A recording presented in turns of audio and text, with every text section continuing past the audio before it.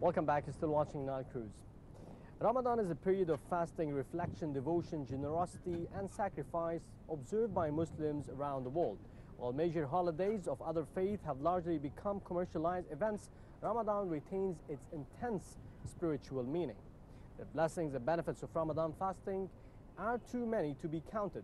If one does recognize them and he wishes to have the month of Ramadan to be throughout the whole year.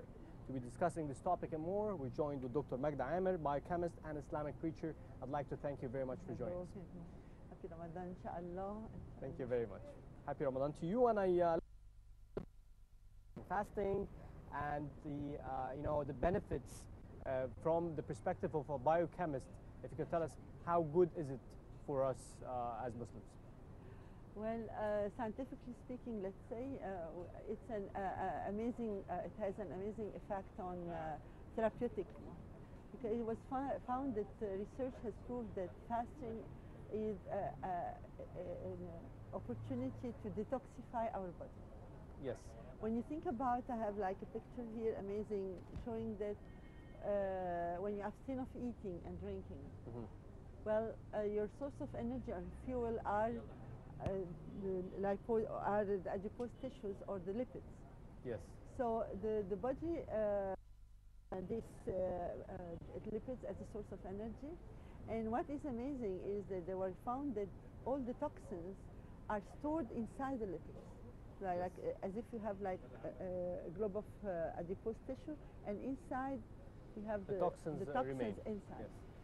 So like DDT could be pesticides, pollutants, subhanallah. So when you fast, what happens?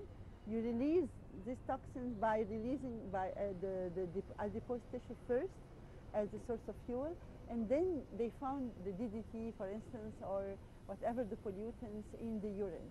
Yes. So it's an amazing way of detoxification. So there is this, the new fashion are very focused today on health, but there are a lot focused on the detox aspect.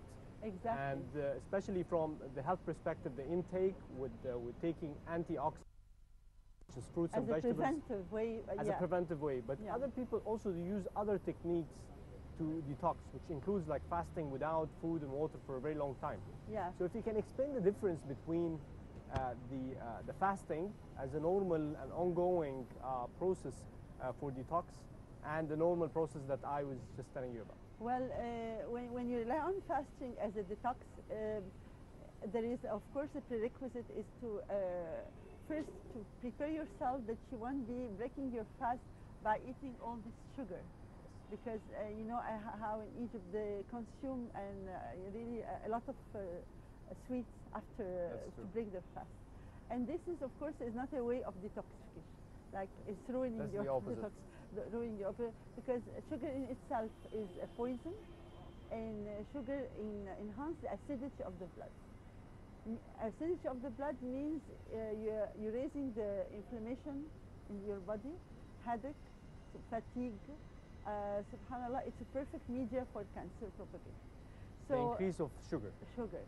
So, and not only this, to neutralize this acidity, you take the calcium from your bone, so it causes teeth decay and at the same time osteoporosis. So in general, sugar, which is like a habit for Egyptians. Exactly. So as a preparation, if you want to really prepare yourself for Ramadan as a way of detox, then you have to change your lifestyle.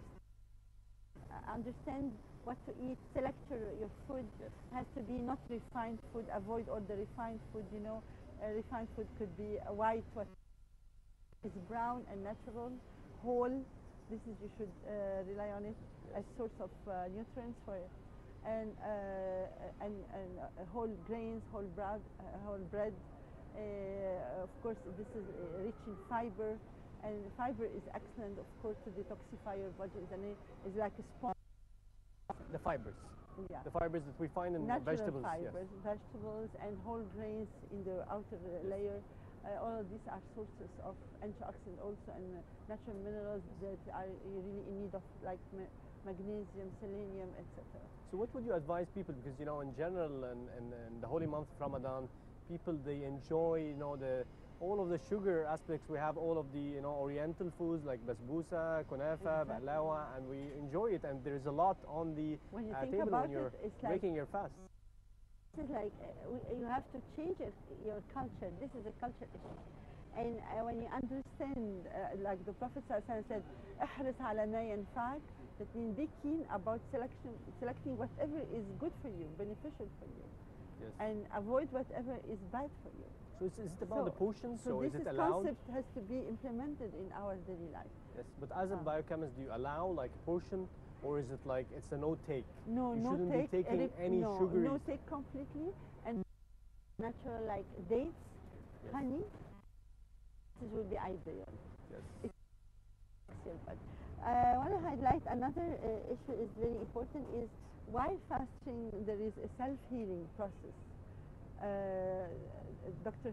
Hippocrates, they said the best way to detoxify your body and to enhance regeneration of damaged cells is to fast. Yes. We notice even the animals, they stop eating. When they have a wound or anything or are sick, they stop eating naturally. So what happened, you know, that fasting is a physiological rest for all the organs.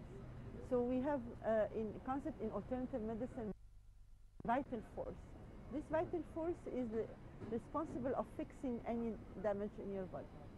So when it is consumed, the energy in digestion, well, the healing process will be slow. The opposite when you're fasting. When you're fasting, then as if you're like devoting all your energy for fixing anything. This is natural from Allah subhanahu wa ta'ala. The healing process is enhanced. So what you're saying, So it really sounds... for a sick person who have, the best way is to fast while you are in a healing process. Yes. So definitely with this, the 30 days of fasting, people, if you're fasting 30 days, whether you like it or not, you'll definitely be having a detox process across these 30 days. Fast, people would go back to the normal, eating habit. So what would you advise beyond Ramadan and regarding the habits of eating and also regarding the habits of fasting according to Sunnah? Yeah. Well, the habits of fasting, first fasting is an auto-discipline for us. Auto-discipline, how to abstain from eating and drinking and sexual relationships. And this is a way to reinforce our piety, reinforce our will in general. So when for a month you're trained and not to eat whatever is legitimate, then eating and drinking whatever is legitimate. But after Ramadan, will be easier for you to abstain from whatever is illegitimate. So this is like on the soul impact. Wherever on the physical